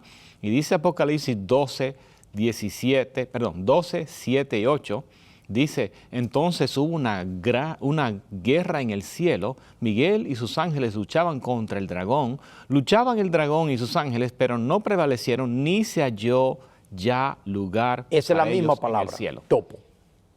Entonces, el lugar, el derecho que perdió Lucifer, ese derecho Cristo lo gana para su pueblo, para todos aquellos que le aceptan en su sacrificio. Entonces, es el lugar de Cristo, donde yo estoy, que ustedes también estén. Eso es lo que Él prepara para nosotros. Amén. Lo que Él ganó en la cruz del Calvario, ese es el lugar que es como una metáfora. Amén. Donde la palabra lugar nos relaciona con Cristo Jesús. En la esfera de Cristo, ese es el lugar.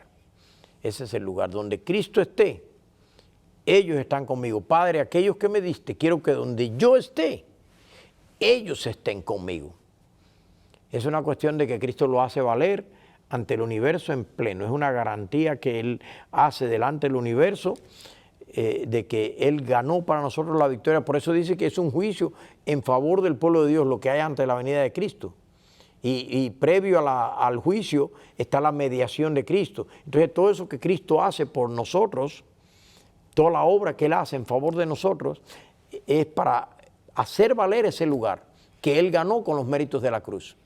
que Él nos redimió ya en la cruz del Calvario, pero hace valer ese mérito ante el universo completo. Por eso es que los ángeles dice que vienen con gran gozo, porque los ángeles ya vieron, Amén. ya vieron cómo el Señor mostró delante del universo entero. Por eso dice que aquí yo vengo pronto y mi galardón, ¿ve? Ahí está el galardón, Amén. conmigo para recompensar a cada uno.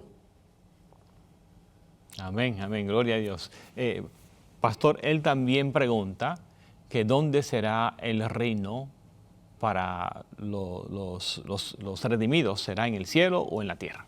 Bueno, la Biblia, cuando Cristo dice, para que donde yo esté, ellos estén conmigo. Si Cristo está en el cielo estaremos.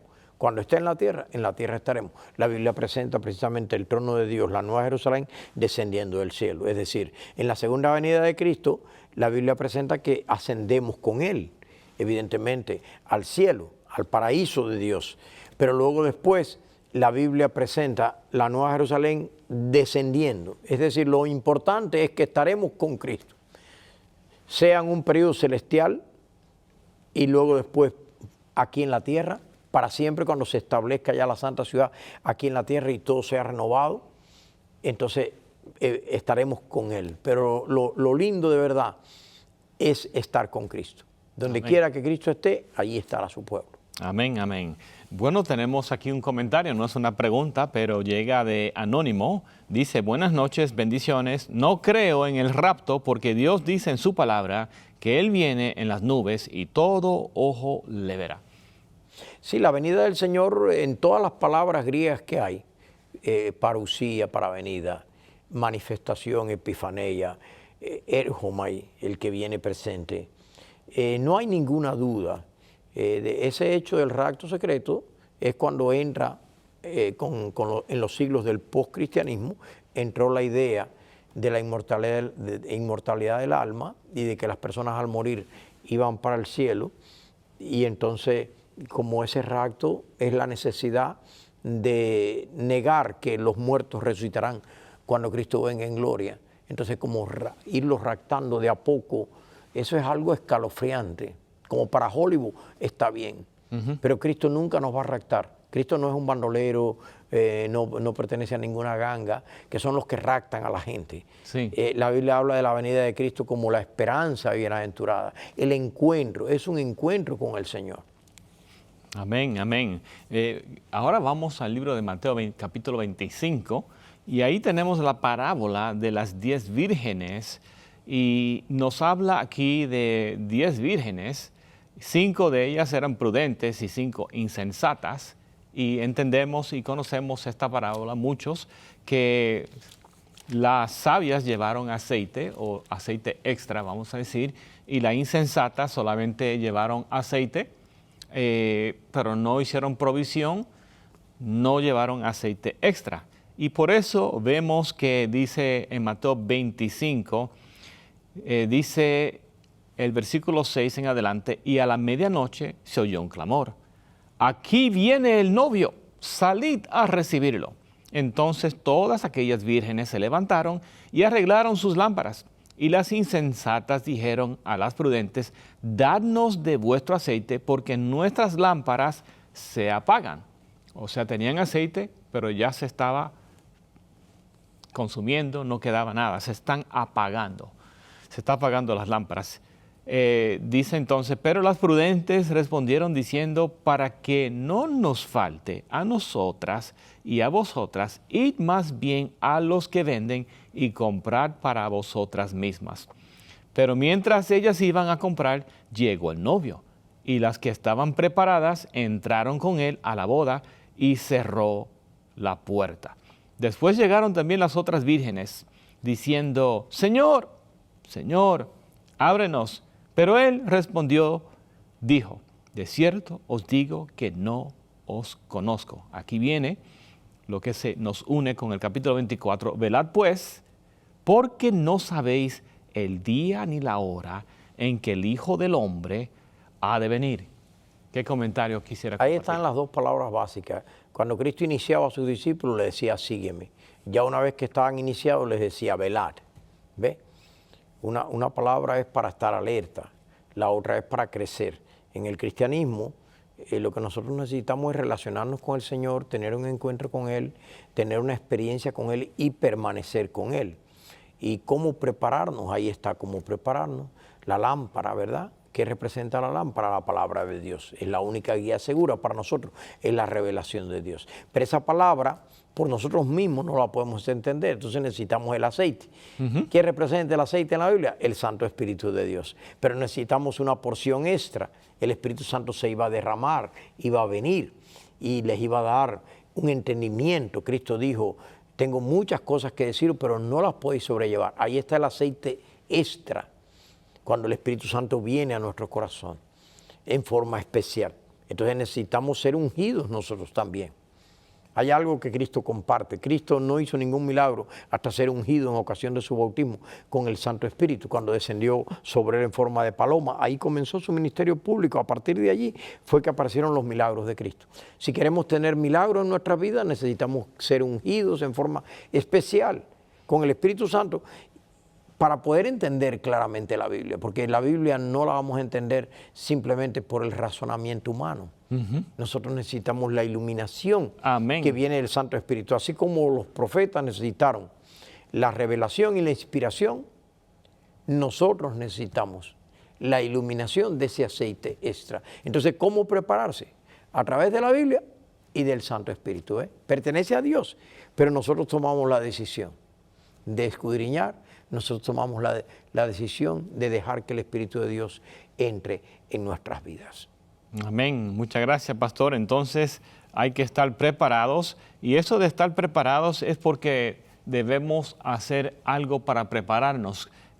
¿Qué sugiere usted que uno puede hacer para estar preparado? Allí lo que dice que hicieron es una parábola, pero parábola es una comparación, que es lo que significa la palabra parábola. Y precisamente lo que ellas hicieron, que no hicieron las otras. Todas tenían lámpara, todas tenían la Biblia, todas tenían la palabra de Dios. Todas esperaban al esposo, todas tenían la esperanza de la segunda venida. Pero ¿cuál fue la diferencia? El aceite extra. El entrar en una profundidad, en una relación donde el Espíritu Santo pueda tomar tu vida, donde el Espíritu Santo pueda crear en nosotros ese nuevo corazón, donde nuestras ideas humanas ya no sean las que prevalezcan, donde dejemos que el Espíritu Santo interprete para nosotros la santa palabra de Dios, no haciendo malabarismos y cosas que se ve claramente ensamblaje artificioso, humano, sino dejar que la palabra de Dios se interprete, porque dice que el Espíritu todo lo escudriña, aún lo profundo de Dios. Esa es la preparación, y es a partir de ahí que aparecen los talentos. Luego que tenemos el Santo Espíritu de Dios, que nos ayuda a entender la Santa Palabra, aparece la utilidad del cristiano, por eso aparecen los talentos, ¿verdad? La siguiente parábola ya no es cómo prepararse, la siguiente parábola es qué hacer. Es lo que Dios puede hacer por nosotros. Nosotros somos los instrumentos de Dios, porque el que da los talentos, ¿quién es? Él es el que da los talentos.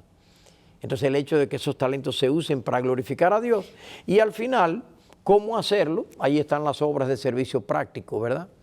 3 parábolas, una cómo prepararse, otra qué hacer y otra cómo hacerlo. Tuve hambre y me diste de comer, tuve sed y me diste de beber. Ahora mismo sentimos que está habiendo una cantidad de terremotos, desgracias, guerras como no ha habido en muchos años. El mundo se ha vuelto un polvorín, se ha vuelto muy vulnerable, y es un momento importante para nosotros identificarnos con aquellos que sufren. No solamente ayudarles con pan y comida, sino también presentar este mensaje, porque el hecho de que se les dé ayuda, que se les supla su necesidad, está conectado con todo este mensaje de que el Señor regresa. No debemos divorciarlo de la esperanza que tenemos en Cristo Jesús, nuestro Señor. Gracias, pastor. Muchas gracias. Quiero mencionar otra vez la información de contacto para aquellos que desean comunicarse con sus preguntas o comentarios. Vamos primero a nuestro correo electrónico.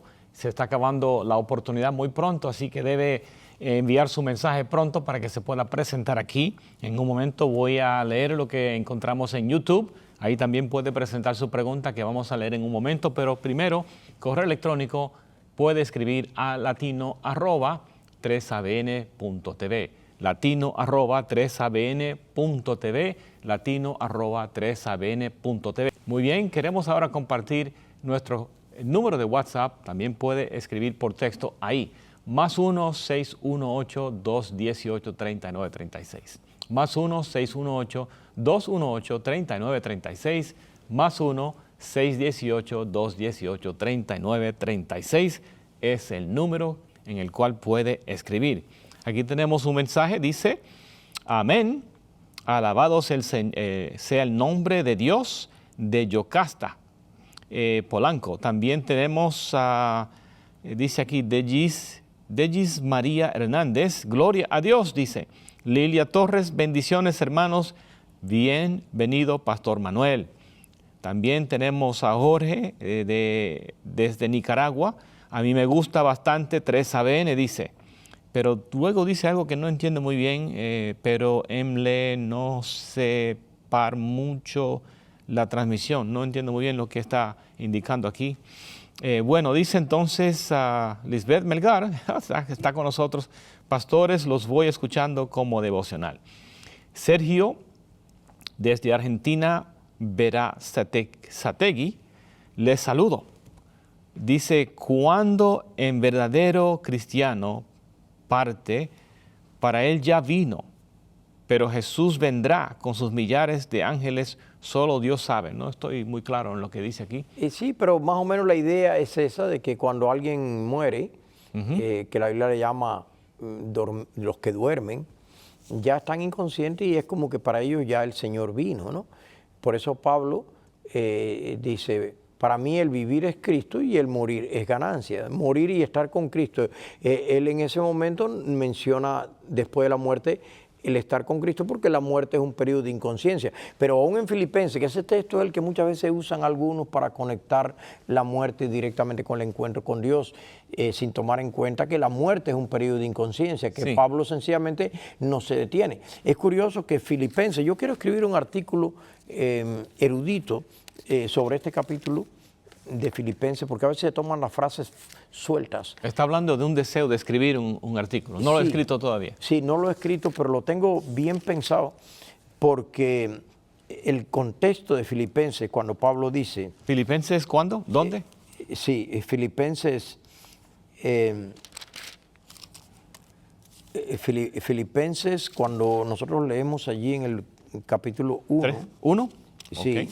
Es el texto que algunas veces las personas han tomado para estar diciendo, cuando él dice, conforme a mi anhelo y esperanza de que en nada seré avergonzado, antes bien con toda esperanza como siempre, ahora también será magnificado Cristo en mi cuerpo, tanto si vivo como si muero, porque para mí el vivir es Cristo y el morir me es ganancia. Y entonces dice... ¿Está en Filipenses 1? Sí, Filipenses 1. Pero si el vivir en la carne resulta para mí en beneficio de la obra, no sé entonces qué escoger. De ambas cosas estoy puesto en estrecho, teniendo deseo de partir y estar con Cristo. Sí. Porque es el mismo la misma palabra que Pablo usa allá en 1 Timoteo, cuando dice, el tiempo de mi partida está cercano. Pero cuando él habla de partida, es un eufemismo que se usa para la muerte. La partida recordemos siempre que la muerte, para quitarle ese aspecto tétrico, la Biblia usa eufemismo. En este caso, el verbo partir, porque la muerte es un periodo de inconsciencia y lo siguiente que el cristiano va a hacer es el encuentro con el Señor y el ir con Él en gloria y majestad. Pero notemos que el contexto de Filipenses es la segunda venida. Sí, porque mire, si leemos en el versículo 6, dice, estando persuadidos de esto, que el que comenzó en vosotros la buena obra, la perfeccionará hasta el día de Jesucristo. Ajá. Entonces es en ese contexto, el día de Jesucristo, cuando Dios perfecciona su obra, cuando dice partir y estar con Cristo. Debemos contextualizarlo y no tomarlo como una frase aparte. Incluso la frase dominante, noten el versículo 10, para que aprobéis lo mejor, a fin de que seáis sinceros e irreprochables para el día de Cristo. Ajá. Noten el día de Cristo. Sí. Noten el día de Jesucristo. ¿Cuál es ese día? Lo mismo que Pablo dice en 2 Timoteo, la cual me hará el Señor juez justo en aquel día. Amén. Entonces es en ese contexto que debemos tomar, partir y estar con Cristo. ¿Cuándo estar con Cristo? En aquel día. Y esa frase la arrastra él más veces. Yo voy a hacer un escrito erudito para que se vea que lo que Pablo habla es con relación al día de Cristo, es con relación al día de Jesucristo, y allí debemos contextualizar su esperanza. Él matiza muy bien su esperanza en la segunda venida de Cristo. Fija las columnas. Hay una nueva técnica hoy en día que es una técnica vieja, pero simplemente los eruditos se dan cuenta. Filipenses, como cualquier otra carta, es un discurso. Entonces tenemos que analizar el discurso completo, ver dónde están las columnas de la casa, ¿ve? Por así decirlo, la estructura. Un texto es como un tejido, es como un edificio que tiene columnas. Y aquí precisamente la estructura marca hasta el día de Jesucristo. El día de Cristo. Ese es el mismo día de la partida. Amén. Entonces únicamente así se le puede hacer justicia a la Biblia, tomando todo el discurso completo. Allí nosotros podemos ver qué es lo que Pablo realmente está diciendo. Amén, amén. ¿Puedo añadir algo? Claro. Pablo también se expresa en 2 Timoteo que está muy unido a lo que usted está diciendo. En 2 Timoteo 4 dice, versículos 6, 7 y 8, yo ya estoy próximo a ser sacrificado. El tiempo de mi partida está cercano. He peleado la buena batalla, he acabado la carrera, he guardado la fe. Por lo demás, me está reservada la corona de justicia, la cual me dará el Señor juez justo en aquel día, y no solo a mí, sino también a todos los que aman su venida. O sea que aquí está hablando de esa corona que será dada en la venida. Exactamente. Sí. Pero claro, cuando nos vamos a 2 Timoteo, alguien va a decir, no es la misma carta. Por eso mi escrito Va a ser basado en Filipenses. Basado en el contexto cercano de Pablo. Sí. Porque mire, él termina Filipenses, está clarísimo eso que usted menciona. Sí. Pablo no va a decir una cosa en Filipenses y contradecirlo luego en 2 a Timoteo. Sería una buena analogía, ¿no? Para Sí. que se vea ya de una manera más clara. Pero aquí, cuando él termina Filipenses, él dice, mi Dios pues suplirá todo lo que os falta conforme a sus riquezas en gloria en Cristo Jesús. Amén. Todo el Filipenses mundo ve 4:19. Todo el mundo ve esto, los mejores eruditos, como una alusión clara a la segunda venida de Cristo. Amén. Excelente, excelente. Muchas gracias. Muy bien, entonces quiero seguir. Entonces, estábamos en YouTube, ¿correcto? En YouTube, aquí también sigue. Sergio tiene una pregunta. ¿Por qué algunos Dios los lleva como Elías, Enoc fue llevado al cielo? Aparentemente, algunos fueron llevados al cielo antes, vamos a decir, de la resurrección que viene en el futuro. Algunos fueron llevados, Enoc, Elías y también Moisés. Bueno, Enoc fue llevado vivo. Tenemos a Moisés que murió, pero fue llevado al cielo. Y también está hablando aquí de Elías, que fue llevado al cielo. ¿Por qué algunos sí y algunos no? Es curioso que la Biblia habla de las primicias. Es como que en cada época Dios quiere dar una garantía y entonces toma unas primicias. Es lo que teológicamente yo creo que mejor lo explicaría. Por ejemplo, antes del diluvio, Dios llevó a Enoc. Toda esa generación que hubo desde la caída del pecado hasta el diluvio, que ellos vieran un trofeo de alguien que fue trasladado. Después del diluvio hasta la primera venida de Cristo tenemos a Elías, que fue trasladado al cielo. Y cuando Cristo resucita, dice que resucitaron con él cuerpos de santos. ¿Dónde están esos santos? Por eso también cuando dice en Efesios, llevó cautiva la cautividad, la mayor parte de los eruditos conecta el hecho de que resucitaron con Cristo personas que también ascendieron con él. Amén. Entonces vemos que la Biblia habla de las primicias, ¿no? Para que en cada generación o en cada, vamos a decir, dispensación, si es que cabe la palabra, pueda haber la garantía, los que vivieron en esa época, de que el Señor es fiel a su promesa y que nos ha dado unas primicias para que nosotros veamos lo que será finalmente para todo el pueblo de Dios. Amén, amén, gloria a Dios. Excelente, pastor. Bueno, voy a leer aquí otra pregunta que llegó. Y esta persona está hablando de algo que muchos han mirado y quieren saber. Algunos llaman esto, creo que el primero que vi que llamó esto así, Leroy Fromm habló de la gran semana del tiempo, hablando de ese versículo que dice, un día como el Señor es como 1000 años y 1000 años como un día. y miran eso como una, vamos a decir, 6,000 años de que existirá el pecado en la tierra y luego 1,000 años de descanso, conectando eso con el milenio. Dice entonces la pregunta de... ¿Quién hace la pregunta? Raúl dice, pastor, ¿qué importancia tienen los 6,000 años? Tenemos que darnos cuenta que la frase 6,000 años no está en la Biblia, ¿no? La Biblia habla de un periodo de tiempo breve, desde que el pecado entró hasta la segunda venida de Cristo y especialmente desde la cruz hasta la segunda venida de Cristo, un periodo de tiempo que la Biblia dice muy breve. Y la historia de este mundo es una historia corta. Nosotros vamos a estudiar historia a cualquier universidad y la historia del mundo no va más allá de 10,000, 15,000 años. Los cronólogos no se ponen de acuerdo, pero es una historia corta, no da lugar a miles de millones de años como a veces quieren enseñar los evolucionistas. La historia de este mundo viene de los sumerios, allí en Mesopotamia, luego Egipto, luego Asiria, Babilonia, Medo-Persia, Grecia, Roma. De ahí viene ya la fragmentación de Roma, las naciones europeas, Estados Unidos en la profecía y ya la segunda venida de Cristo. Esa es la historia de este mundo. Es una historia condensada, una historia breve desde que cayó en el pecado y se anunció la restauración a través de Cristo hasta que Él viene por segunda vez. Es un periodo breve.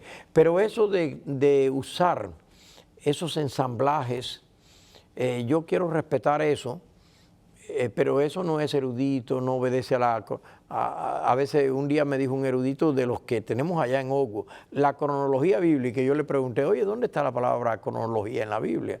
Porque en la Biblia lo que hay son genealogías. Sí. Y tengamos cuidado, porque allí dice Jesucristo, hijo de David, hijo de Abraham. Y mire cuánto hay de Jesucristo a David y cuánto hay de David a Abraham. Y tenemos que tener cuidado que la Biblia usa las genealogías para afirmar la historicidad de la Biblia y cómo Dios lo que prometió siguió una línea patriarcal y siguió una línea en su pueblo y siguió una línea a través de David y Él lo cumplió. Que usemos esa genealogía para estar sacando exactamente años y todo y haciendo una cronología. Yo cuando me gradué de erudito del Nuevo Testamento, la mejor cronología del Nuevo Testamento, que es más fácil que la del Antiguo, es tentativa. Porque tomando datos de la historia y viendo cierta información que hay en la Biblia, se llegan a hacer ciertas presuposiciones. Pero no hay una cronología en el Nuevo Testamento. Lo que los eruditos tratan de establecer tentativamente una cronología. Y estamos hablando del Nuevo Testamento, que ya es hablando de Roma, como quien dice, el otro día, comparado con la historia de la humanidad. Pero cuando nos vamos hacia atrás, es mucho más improbable, hay un margen de error. Y el propósito de la Biblia no es ese. Apocalipsis es un libro altamente simbólico. Entonces usa números como el 7 en un sentido simbólico, la perfección, el 12, la plenitud, 1,000 años como un periodo de tiempo suficiente, ¿no? Suficiente. Sí. Entonces tenemos que tener cuidado con la numerología de Apocalipsis, que nosotros la vayamos a literalizar de tal manera que le quitemos al género apocalíptico. Sí. El hecho de que a través de figura nos habla de una realidad. ¿Cuál es la realidad que allí viene? La realidad que viene es que Dios lo va a llevar todo a la plenitud y que para Él el tiempo no cuenta igual que para nosotros. Esa es la realidad que hay allí. Sí. Y usar la venida de Cristo en presente, como viene en Apocalipsis. Gracias, pastor. Vamos ahora a Elvis. Dice, pastores desde Venezuela, qué interesante. Dice, pastor, muy importante el tema.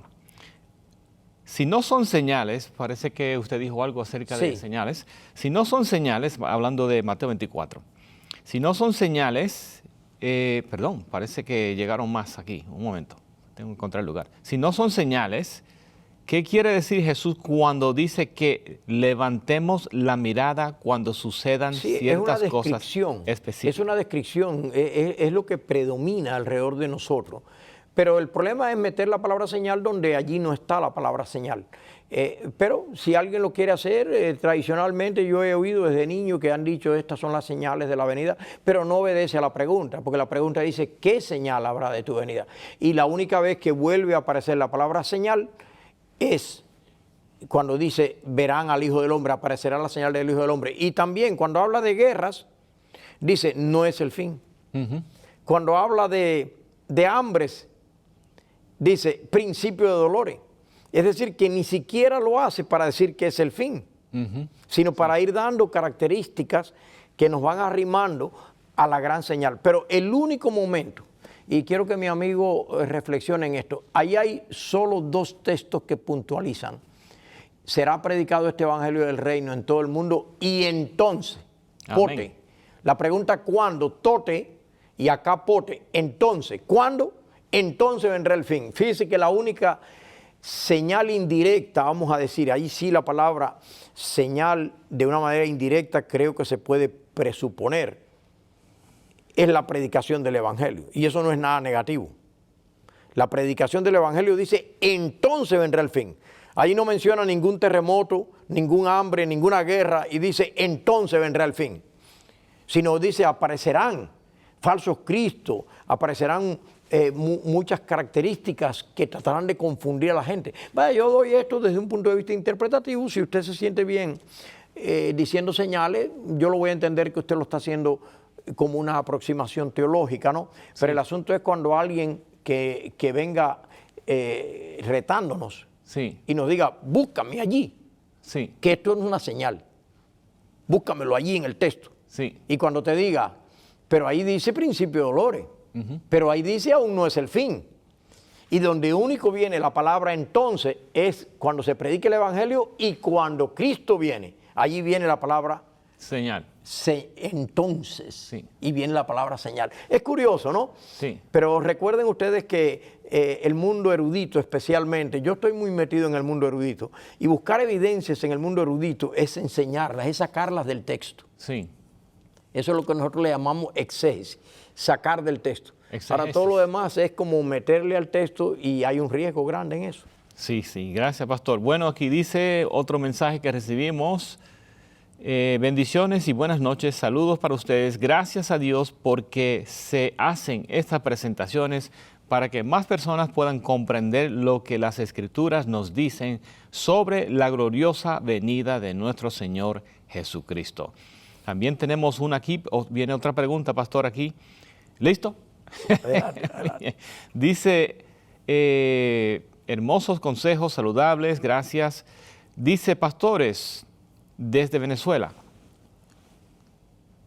Perdón, ya hemos leído esa, vamos a otra, vamos aquí.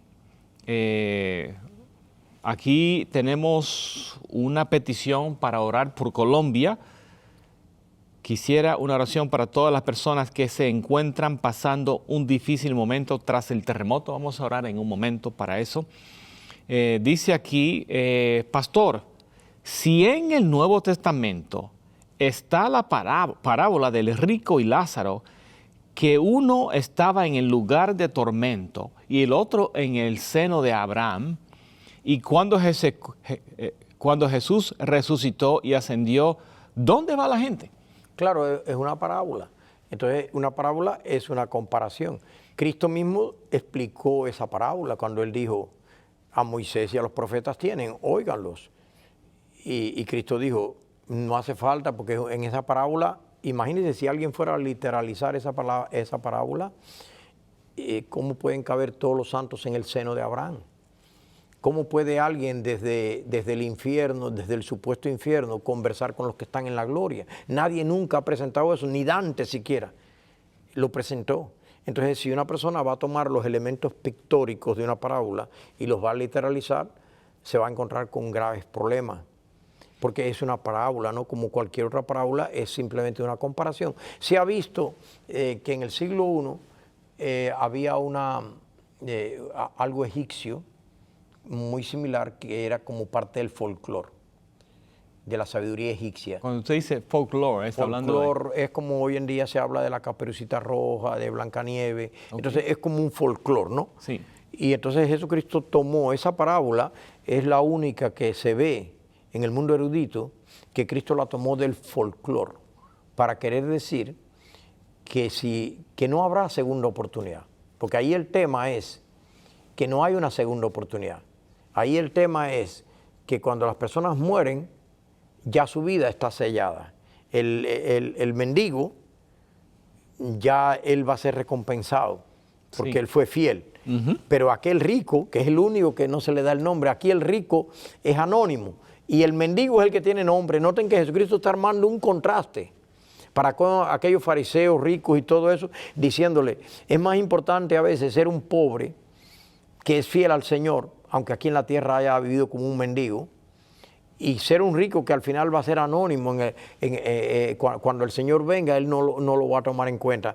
Pero la realidad que ahí se ilustra en esa parábola es que en el presente nosotros estamos decidiendo Gracias. nuestra eternidad. Aquí tenemos una respuesta. Dice, pastor, usted no hizo la pregunta correcta.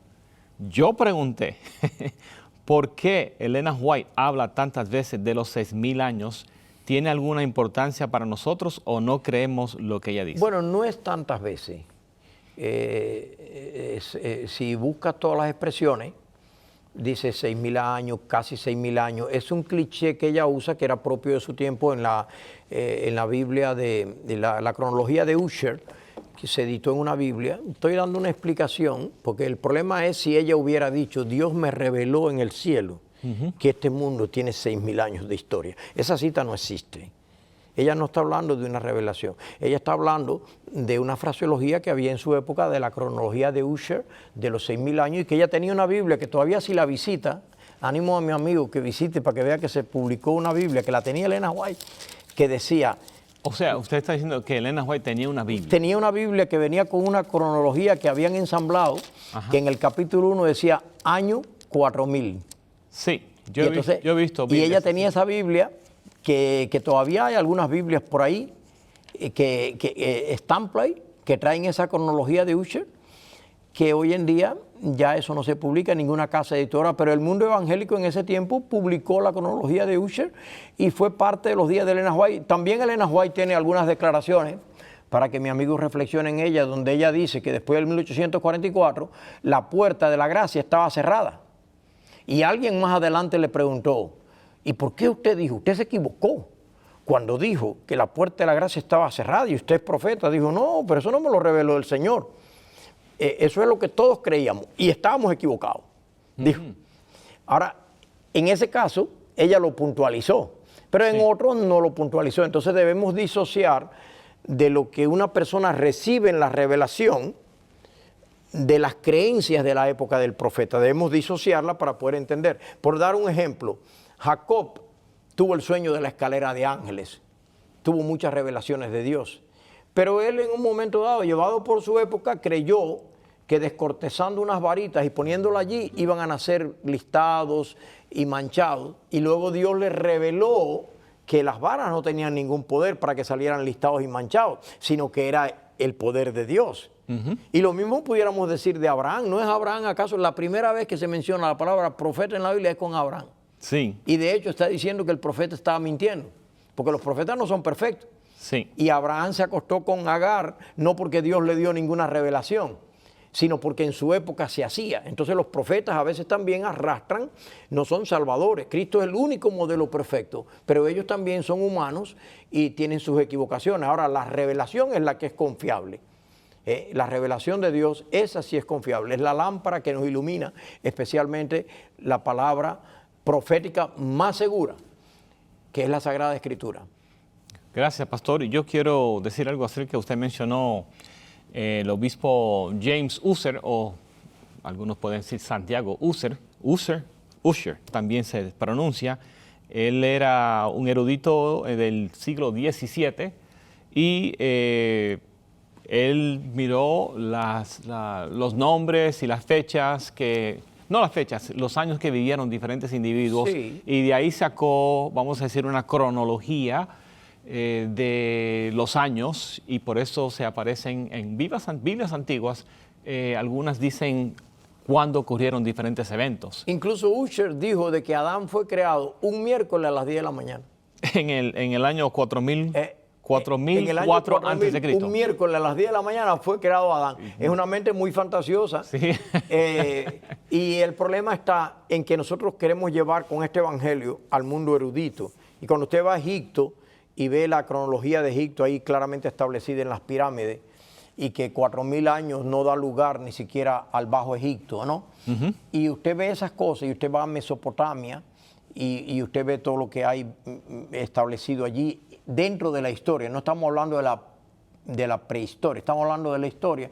Entonces recuerden que este evangelio no está para entrar en conflicto con la ciencia evidenciada, ¿eh? Hay una ciencia que es suposición, pero hay otras cosas que están evidenciadas. La Biblia no habla tanto, no habla de cronología.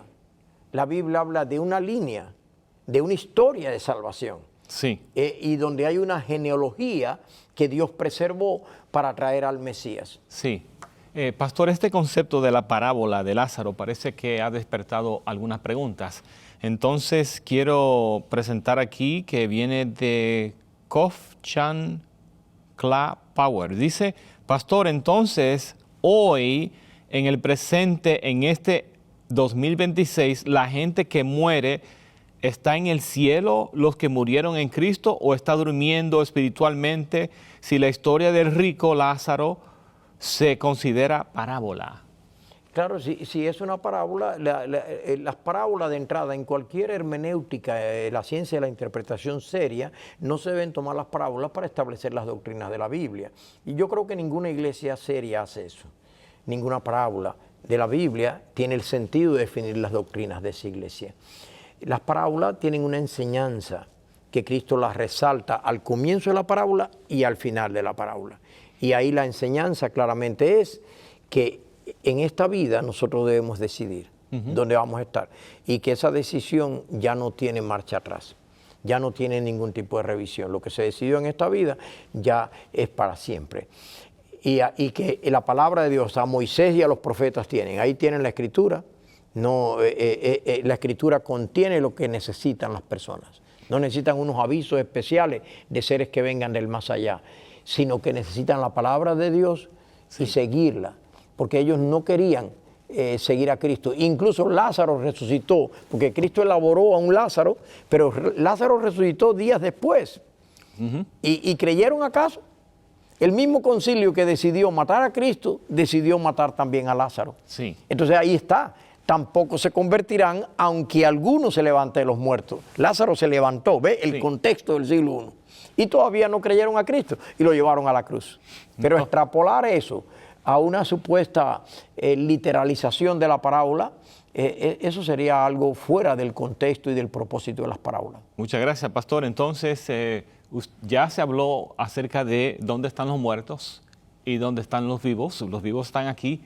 ¿Puedes resumir en tal vez 1 minuto y medio Primera de Tesalonicenses 4 que ya leímos, para que parece que esta persona no escuchó? La resurrección es la esperanza cristiana. Cristo dijo, yo soy la resurrección y la vida. Esas son las dos esperanzas. El único que tiene la inmortalidad es Dios. El alma que peca, eso muere. Eso de almas inmortales no está en la Biblia. Alma que peca, muere. El alma muere. Tanto el nefe como el sujé muere. Ezequiel 18. Está clarísimo eso en toda la Biblia. Entonces, ese concepto de un alma inmortal se coló en el cristianismo y Unamuno es clarísimo en eso. Incluso John Stott.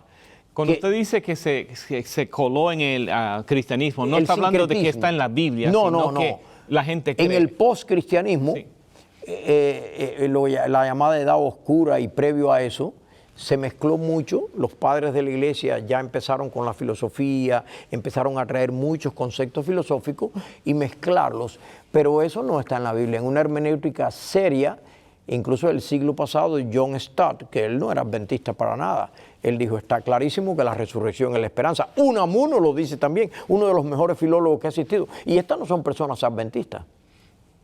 Amén, muchas gracias. Entonces los muertos en Cristo están en la tumba, no están en el cielo. Están clarísimo. Esperando la resurrección. Porque fíjense que la Biblia habla segunda muerte. La segunda muerte en Apocalipsis. Si hay un alma inmortal, por eso necesitan un infierno. Pero la Biblia dice no habrá más llanto ni dolor, fuego que los consumió, segunda muerte. El infierno sería una segunda vida. Y la paga del pecado es muerte. Y está negada en el infierno que lo único que no hay es muerte. Amén. Y lo que Cristo pagó por nosotros fue su muerte en la cruz del Calvario. Gracias, pastor. Entonces vamos a ver si se puede presentar otra pregunta. Muy bien, entonces, perdón, sí tenemos que dedicar un momento para orar, ya varias personas. Aquí también tenemos otra petición. Dice Migdalia, buenas noches, Dios les bendiga, quiero oración por mi familia que no están en el redil y por fortaleza para mí. Pastor, si usted puede ayudarnos, primero la oración por esta familia que Migdalia dice que sus hijos no están en el redil. También si puede orar por las personas afectadas por los terremotos en Colombia. Ok, vamos a orar. Amantísimo y querido Padre, nosotros presentamos delante de ti ahora nuestros corazones y sobre todo tantos corazones que están sufriendo en este momento, familias que han perdido seres queridos, Señor. Y nosotros quisiéramos que este tiempo fuera breve. Estas características que indican que el Señor viene pronto, Señor, que son las características que predominan en nuestro alrededor. Que nosotros podamos cumplir con esa señal de la predicación como lo estamos haciendo ahora. Que precisamente nos demos cuenta que todo en esta vida es temporal, pero que mientras tanto llegue el día de tu venida, que tú alivies el dolor, alivies el sufrimiento, Señor, y que tú nos ayudes a colaborar en estos tiempos, tanto con eso de tuve hambre, me diste de comer, tuve sed, me diste de beber, y también que colaboremos anunciando que hay una esperanza en Cristo el Señor. Bendice la familia de la persona que ha pedido por su familia y así como todas las demás familias. Ayúdanos, Señor, a ser humildes ante tu palabra y que todos los que han escuchado podamos quedar en reflexión y que tu Espíritu Santo, como tú prometiste, nos lleve a toda la verdad y que Cristo sea esa gran verdad, que Él es el camino, que Él es la verdad, que Él es la vida y que Él es también la resurrección. La vida para los que están vivos, la resurrección para los que descansan. Que pronto puedas venir en gloria y estemos ya fuera del alcance de todas estas desgracias que hay en el mundo. Quédate, Señor, quédate en cada corazón. Por Jesús lo pedimos. Amén. Amén, amén. Gloria a Dios. Bueno, pastor, muchas gracias. Quiero ahora compartir su información de contacto. Queremos agradecer también a todos ustedes que enviaron sus comentarios y preguntas. Muy bien, entonces el pastor Manuel Moral es profesor de la Universidad Oakwood en los Estados Unidos, que está ubicada en Huntsville, Alabama. También puede participar en campañas evangelísticas, tiene ciertas limitaciones por ser profesor, pero está disponible para fines de semana especialmente y algunas semanas tal vez. Usted responderá, por supuesto, a las invitaciones dedicadas, o sea, hablando de su tiempo disponible, pero tenemos aquí un número de teléfono. ¿Está dispuesto a compartirlo? Claro que sí. Muy bien.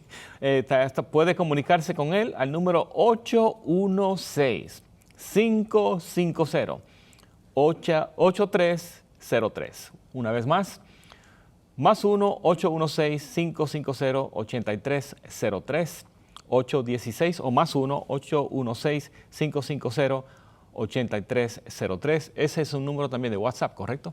Exactamente. Sí, muy bien. Entonces, correo electrónico, Manuel Alfredo Moral, @gmail.com.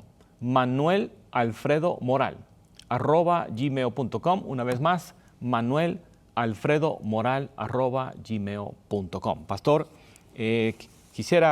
tenemos aquí poco tiempo, pero ¿qué puede decir a los hijos de Dios que están escuchando en referencia a lo que es la segunda venida? No solo de pan vive el hombre, sino de toda palabra que sale de la boca de Dios. Y que el que lea, que entienda, y que no vayamos más allá de lo escrito, como dijo Pablo, no vayamos más allá de lo escrito. Examinarlo todo, retener lo bueno. Esto ha sido para reflexión, pero sobre todo para que estemos preparados y confiados que el Señor viene pronto. Amén, amén. Muchas gracias, Pastor Manuel Moral. Queremos agradecerle a usted también por estar con nosotros. Esperamos que lo que se ha compartido ha sido de bendición y también para estimular el deseo de estudiar la palabra de Dios y comprender lo que está escrito. Y es de gran beneficio para todos estudiar la palabra de Dios en oración para que Dios le ayude a entender lo que Él dijo y esté preparado para la segunda venida de Cristo Jesús. Que Dios le bendiga. Nos vemos en la próxima ocasión.